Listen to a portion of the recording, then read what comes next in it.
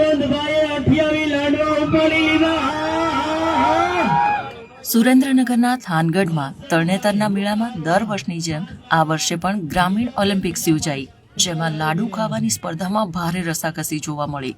છેલ્લા 11 વર્ષથી પહેલા નંબરે આવતા માવજીભાઈ એટલે કે માવજી દાદા પણ પંગતમાં લાડવા ખાતા જોવા મળ્યા। જો કે આ વખતે માવજી દાદાને બીજા સ્પર્ધકોએ બરાબર ટક્કર આપી।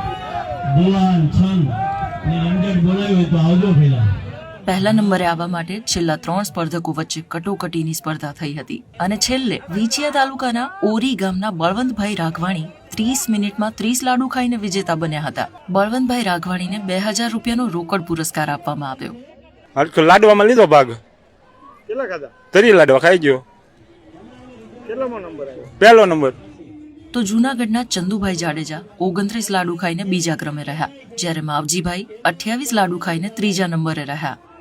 બળવંતભાઈ છે 30 લાડવા ખાધેલા છે।